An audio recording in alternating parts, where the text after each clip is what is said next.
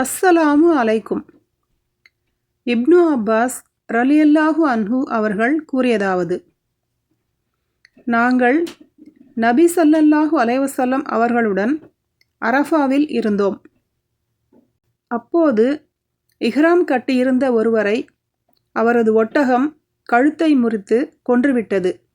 எனவே அவர் இறந்துவிட்டார்.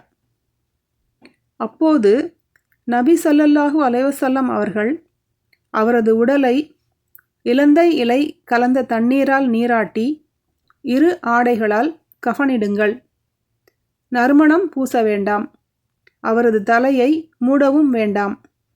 ஏனெனில் அவரை அல்லாஹ் மறுமை நாளில் தல்பியா சொன்னவராக எழுப்புவான் என கூறினார்கள்.